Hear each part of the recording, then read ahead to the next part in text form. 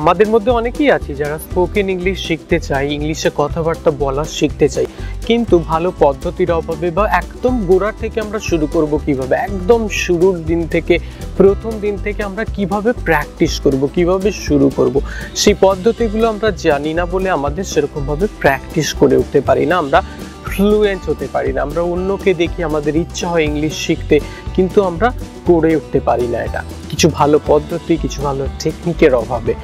আজকে আমরা এই পদ্ধতিটাই শিখবো, আমরা কিভাবে একদম গোড়ার থেকে, একদম শুরুর থেকে ইংলিশ শিখবো, কিভাবে আমাদের ইংলিশ স্পিকিংকে ফ্লুয়েন্ট করব। আমরা অনেকেই আছি গুগল, ইউটিউব, অনেক জায়গায় সার্চ করি বা কাউকে জিজ্ঞাসাও করি যে আমরা কিভাবে ইংলিশ শিখবো, how to learn speaking at home, বাড়িতেই বা আমরা কিভাবে শিখবো। আজকে আমি এসেছি এরকমই একটা ভিডিও নিয়ে, যেখানে আমাদের এই সমস্ত কোয়েশ্চেনের উত্তর আমরা জানবো। If you want to know, keep watching this video with me. You are watching KCB Talk and my name is Karthik, your trainer for the day.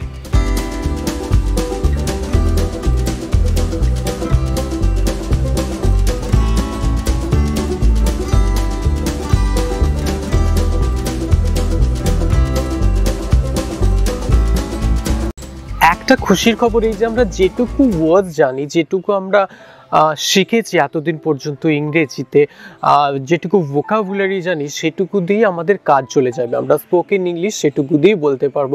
অবশ্যই আমরা যখন বাংলাতেই কথা বলি তখন আমরা খুব বেশি কঠিন কঠিন শব্দ ব্যবহার করি, একদম সিম্পলভাবে আমরা কথাবার্তা বলি। যেমন আমরা বলি কোথায় আছিস, কি করছিস, কি করছো, কোথায় যাচ্ছ, কি খাচ্ছ, এরকম ধরনের কথাবার্তাই তো আমরা বলি। আমরা কি খুব বেশি বেশি ভোকাবুলারি ব্যবহার করি, খুব বড় বড় শব্দ? তা না।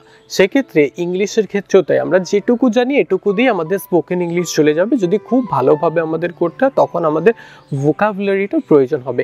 এক্ষেত্রে অ্যালবার্ট ম্যারিবিয়ান বলে একজন ছিলেন, যিনি লস অ্যাঞ্জেলেস ক্যালিফোর্নিয়ার একজন ফিলোসফির প্রফেসর। তাই তিনি বিখ্যাত এর জন্য যে 7-38-55 একটা কমিউনিকেশন মডেল দিয়েছেন। এক্ষেত্রে তিনি বলেছেন যে 7% ইম্পর্টেন্ট যখন আমরা যে ওয়ার্ডটা ব্যবহার করি, যে ভোকাবুলারি, যে ওয়ার্ডগুলো আমরা ব্যবহার করি একটা কমিউনিকেশনের ক্ষেত্রে, একটা কথাবার্তার ক্ষেত্রে, যখন আমরা ইফেক্টিভ কমিউনিকেশন করব, কারোর সঙ্গে কথা বলবো, সেক্ষেত্রে সব থেকে ইম্পর্টেন্ট যেটা হয় সেটা কিন্তু এই ওয়ার্ডটা না। আমরা যেটা ভেবে থাকি যে আমরা ভোকাবুলারি বাড়ালে হয়তো ইংলিশে আমরা কথা বলতে পারবো, বা আমরা যদি চাই যে আমাদের স্পোকেন ইংলিশে দক্ষতা বাড়াতে আমাদেরকে বেশি করে ভোকাবুলারি জানতে হবে, সেটা কিন্তু একদমই না। তিনি বলেছেন যে 7% মাত্র ইম্পর্টেন্ট এই ওয়ার্ডটা, এই ভোকাবুলারিটা, আমরা যে ওয়ার্ডগুলো দিয়ে কমিউনিকেশন করব। তাহলে এক্ষেত্রে আর একটা জিনিস 38% ইম্পর্টেন্ট, আমরা কীরকম টোন বা পিচ অফ ভয়েসে, কীরকম টোন এবং পিচ অফ ভয়েসে আমরা কথা বলছি, আমরা কীরকমভাবে একজনের সঙ্গে কথা বলছি, আমরা কি খুব রাগে কথা বলছি উচ্চস্বরে, বা কি নিম্নস্বরে, কিংবা সফটলি, কিংবা স্মুথ, কীরকমভাবে আমরা কথাবার্তা বলছি। এক্ষেত্রে আমাদের টোন আর পিচ অফ ভয়েসটা ইম্পর্টেন্ট হয়ে থাকে 38%।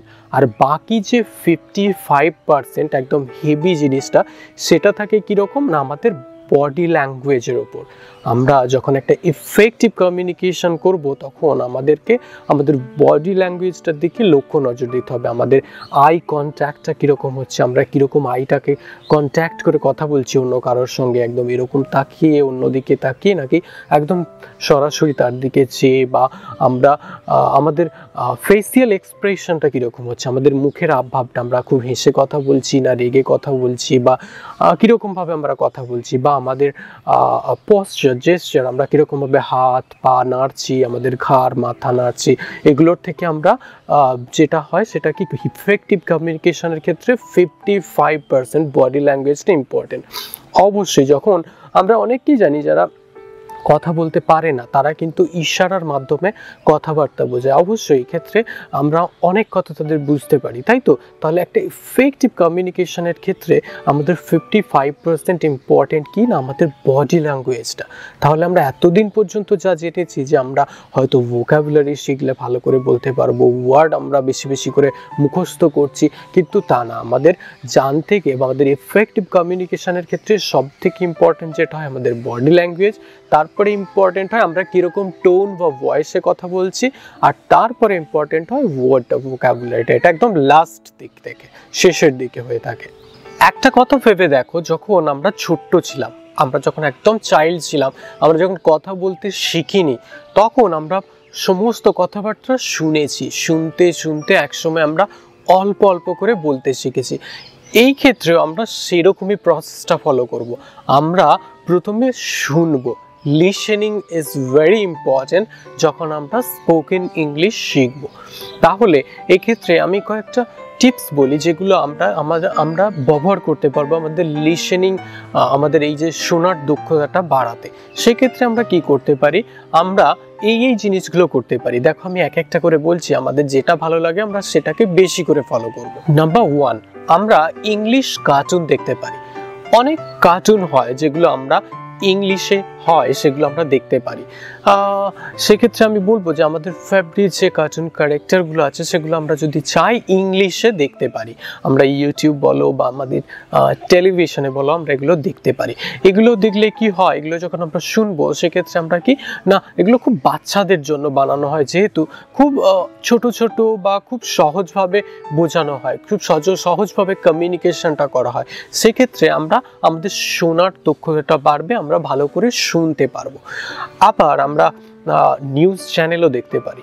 নিউজ চ্যানেল দেখলে কি হবে না, যখন আমরা নিউজ চ্যানেল দেখবো সেখান থেকে আমরা তাদের প্রোনাউন্সিয়েশনটা তো অবশ্যই শুনবো, তারা কিভাবে উচ্চারণ করছে। সেক্ষেত্রে আমাদের উচ্চারণটাও ভালো হবে পরে পরে আমরা যখন প্র্যাকটিস করব। আর আমরা নিউজটা কি আমাদের এই ওয়ার্ল্ডের সঙ্গে আমাদেরকে আপডেট রাখতে পারবো, আমরা নিউজটাও দেখতে পারবো। আবার আমরা অনেক সময় আমরা যারা কার্টুন দেখতে পছন্দ করি না বা নিউজ অত দেখতে ভালোবাসি না, তারা আমরা কি করতে পারি, আমরা ট্রাভেল চ্যানেল দেখতে পারি। অনেক ট্রাভেল চ্যানেল আছে, আমরা ইউটিউব বলো বা অন্য কোনো জায়গায় ট্রাভেল ব্লগ বলো, আমরা সেগুলো দেখতে পারি। সেগুলো দেখলে কি হবে না, আমরা যারা ট্রাভেলিং ভালোবাসি আমাদের ক্ষেত্রে এটা ভালো হবে যে আমরা ট্রাভেলিংয়ের সঙ্গে সঙ্গে ট্রাভেলিংটা দেখতে দেখতে আমরা ইংলিশও শিখতে পারবো ইজিলি। এছাড়া আমরা যারা গান ভালোবাসি, আমরা একটু ইংলিশ সং শুনতে পারি। ইংলিশ সং শুনলে কি হবে, যেগুলো লিরিক্সের সঙ্গে থাকবে তার সঙ্গে ইংলিশে লেখাগুলোও থাকবে, সেগুলো আমরা দেখতে পারি। ইউটিউব বলো বা অন্য কোনো জায়গায় আমরা দেখতে পারি। সেক্ষেত্রে আমাদের লিসেনিং পাওয়ারটা বাড়বে। আর সেক্ষেত্রে আমরা কি নাই, আমাদের অনেকেরই অভ্যাস থাকে যে গান শুনতে শুনতে গানটাকে বলা মুখে মুখে। সেক্ষেত্রে আমরা এগুলো বললে আমাদের প্রোনাউন্সিয়েশনটাও ভালো হবে, আমাদের উচ্চারণটাও ভালো হতে শুরু করবে। এছাড়াও আমরা অনেক সময় কি করতে পারি না, আমাদের প্রিয় আর্টিস্ট, আমাদের প্রিয় শিল্পী, কোনো হিরো বা হিরোইনের আমরা ইংলিশ ইন্টারভিউ দেখতে পারি। এটা খুবই হেল্পফুল। আমরা যারা অনেক আছে আমাদের প্রিয় অনেক শিল্পী থাকে, আমরা তাদের ইংলিশ ইন্টারভিউগুলো সার্চ করে ইউটিউব বলো বা অন্য কোনো জায়গায় আমরা দেখতে পারি। আর একটা এরপর আমি বলবো যে যেটা তোমার ভালো লাগে সেক্ষেত্রে তুমি সেটা দেখতে পারো। এগুলো বাদ দিয়ে যদি অন্য তুমি কোনো রেফারেন্স পাও সেগুলো তোমরা দেখতে পারো, তোমাদের লিসেনিং স্কিল, তোমাদের শোনার দক্ষতা ইংলিশে বাড়ানোর ক্ষেত্রে। একদম প্রথম দিকে ফরেনারদের ইংলিশ চ্যানেল বা অন্য কিছু দেখার থেকে আমাদেরই একদম আমাদের দেশের বা অন্য কোনো যেগুলো আমরা বুঝতে পারছি, মোটামুটি 80% মতো বুঝতে পারলেই হবে, যে 80% মতো সেন্টেন্স আমি বুঝতে পারছি, তাহলে ইটস ফাইন, আমরা সেইগুলো দেখতে পারি। তা না হলে আমরা অন্য কোনো দেখতে পারি যেগুলো আমরা শুনে বুঝতে পারবো অ্যাটলিস্ট। এ তো গেল লিসেনিং। এবার আমরা স্পিকিং এর দিকে যাব। আমরা ছোট বাচ্চাদের ক্ষেত্রে যদি দেখি, তারা প্রথমে সবকিছু শুনতে শুনতে শুনতে শুনতে একসময় তারা কথাবার্তা বলতে শেখে, ছোট ছোট করে, অল্প অল্প করে। আমরাও সেরকমই একটা প্রসেস ফলো করব। আমরা কি করব, প্রথমে শুনবো, শোনার পর আস্তে আস্তে আমরা বলতে চেষ্টা করব। আমরা অল্প অল্প করে, ছোট ছোট করে, ভেঙে ভেঙে সেন্টেন্স বলবো। সেক্ষেত্রে আমাদের সব থেকে ইম্পর্টেন্ট যেটা আমি বলবো যে আমরা টেন্সটাকে একটু ভালোভাবে দেখব। আমরা এই টেন্সটা আমার যদি প্রত্যেকটা ভিডিও ডেসক্রিপশানে দেখো, প্রত্যেকটা ভিডিও ডেসক্রিপশানে টেন্স বলো বা অন্যান্য গ্রামারের যে পার্টগুলো আমি করিয়েছি সেগুলো প্রত্যেকটা পরপর 1 নম্বর 2 নম্বর করে দেওয়া আছে। আমরা সেখান থেকে টেন্সগুলো দেখতে পারি, বা অন্য কোনো ইউটিউব চ্যানেল ফলো করে যারা তোমার ভালো লাগে সেখান থেকে আমরা টেন্সটা ভালো করে দেখে নিতে পারি। কেননা টেন্সের উপর বেস করে অনেকটা আমরা কথাবার্তা বলি, সো সেক্ষেত্রে আমি বলবো যে টেন্সটা আমরা একটু দেখতে পারি, আমরা প্রিপোজিশনটা একটু ভালোভাবে দেখতে পারি। এইভাবে আমরা এগুলো দেখে আস্তে আস্তে ছোট্ট ছোট্ট করে অল্প অল্প করে আমরা ইংলিশে কথা বলা প্র্যাকটিস করব। অবশ্যই আমাদের স্পিকিংটা শুরু করতে হবে। কথাবার্তা আমরা যদি না বলতে শুরু করি, আমাদের লজ্জাটা যদি আমরা না ভাঙি কথাবার্তা বলার ক্ষেত্রে, সেক্ষেত্রে আমাদের বলাটা একটু কঠিন হয়ে উঠবে। অবশ্যই আমাদের উচিত যে কথা বলা শুরু করা ছোট ছোট করে। আমি যাব, আমি খাবো, আমি বলবো, আমি করব। বাড়িতে আমরা যেটুকু বলি সেগুলো দিয়ে আমরা বলতে পারবো। এক্ষেত্রে কথাবার্তা বলা শুরু করার ক্ষেত্রে একটা কথা বলি, আমরা অনেকেই খুব লজ্জা পাই, আমরা অনেকেই শাই ফিল করি যে আমরা কথাবার্তা বলতে প্রথমে শুরু করতেই চাই না, করতেই পারি না, একদম লজ্জাতে আমরা বলতেই পারি না। সেক্ষেত্রে আমরা বাড়ির বাচ্চাদের সঙ্গে ইংলিশে কথা বলা প্র্যাকটিস করতে পারি। বাচ্চারা বুঝলো বা কিছু ভুল হলে সেক্ষেত্রে আমাদের অসুবিধা নেই, আমরা ওখান থেকে নিজেরা যে ভুলটা হচ্ছে নিজেরা বুঝে নিয়ে ঠিক করতে পারবো। অনেক সময় আমরা আমাদের স্পিকিং পার্টনার খুঁজে পাই না। স্পিকিং পার্টনার যদি আমরা খুঁজে পাই সেক্ষেত্রে অনেক ভালো, আমরা তার সঙ্গে কথা বলতে পারি। সেক্ষেত্রে আমাদের ইংলিশে ফ্লুয়েন্সিটা আসবে, আমরা একটু স্পিডে কথা বলতে পারবো ইংলিশে আস্তে আস্তে বলতে শিখলে। কিন্তু আমাদের যদি স্পিকিং পার্টনার না থাকে সেক্ষেত্রে আমরা একটা জিনিস করতে পারি, আমরা নিজেদের সঙ্গে নিজেদের কথা বলতে পারি।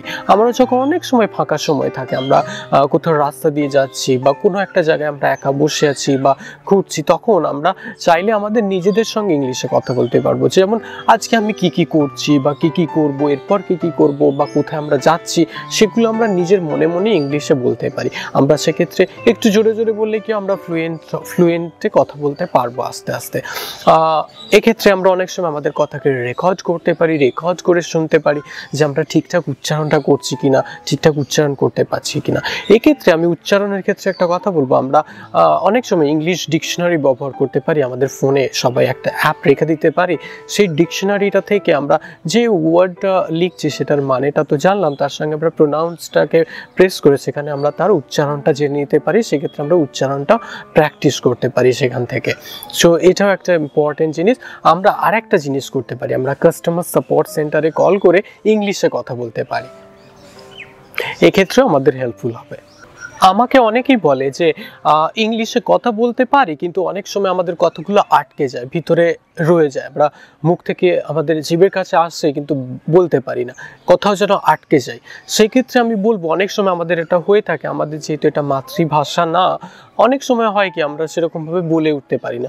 সেক্ষেত্রে আমি বলবো ইংলিশ স্পিকিংটাকে সড়গড় করতে আমাদের ভয়েসের সঙ্গে, আমরা কথা বলার সঙ্গে আমরা কি করতে পারি না, কখনো কখনো টাং টুইস্টার ব্যবহার করতে পারি। ইউটিউব বা অন্য জায়গায় অনেক টাং টুইস্টার আছে, সেগুলো প্র্যাকটিস করলে কি হবে না, আমাদের জিভে আমরা যখন ইংলিশে কথাটা বলবো তখন সেটা একদম ঠিকঠাকভাবে উচ্চারণ হবে। তাহলে একদম মোদ্দা কথা এটাই যে আমরা এইভাবে শুরু করতে পারি লিসেনিং, স্পিকিং, রিডিং আর রাইটিং। আমাদের রাইটিং তো আমরা খুব একটা করতে চাই না, আমি জানি। সেক্ষেত্রে আমরা কি করতে পারি না, আমাদের বন্ধুদের সঙ্গে যখন কথাবার্তা বলবো তখন আমরা সেগুলো কি ইংলিশে চ্যাট করতে পারি। আমরা ইংলিশে চ্যাট করলে আমাদের রাইটিংটা ঠিক হবে। আমরা কখনো কখনো আমরা ডায়েরি লেখা করতে পারি, যেটা আমরা বলি যে আমরা সারাদিনে কি কি করলাম সেটা আমরা ইংলিশে লিখতে পারি, ডায়েরি লেখা। সেক্ষেত্রে কি হবে না, আমরা আস্তে আস্তে এক সময় কি হবে, কত দৈনন্দিন জীবনে যে সমস্ত আমরা কথাবার্তাগুলো বলি সেগুলো আমাদের আস্তে আস্তে ধাতে চলে আসবে। আমরা সেগুলো ঠিকঠাক টেন্স অনুযায়ী, গ্রামাটিক্যাল রুল অনুযায়ী আমরা ঠিকঠাক করতে পারবো। তাহলে আমাদের উচিত যে আমরা যদি ইংলিশ কথাবার্তা বলতে চাই, আমাদের সারাউন্ডিং যেটা হবে আমরা সেটাকে ইংলিশে কনভার্ট করে নেব। এর মানে এটাই না যে আমাদেরকে একদম ইংলিশ স্পিকিং কান্ট্রিতে যে কথাবার্তা বলতে হবে। আমরা বাড়ির পরিবেশে আমরা নিজেদেরকে ইংলিশ দিয়ে সারাউন্ডিং করে নেব। ইংলিশ পার্টনার পেলে তো ভালো হয়, না হলে নিজেকে ইংলিশের সঙ্গে কথা বলতে হবে।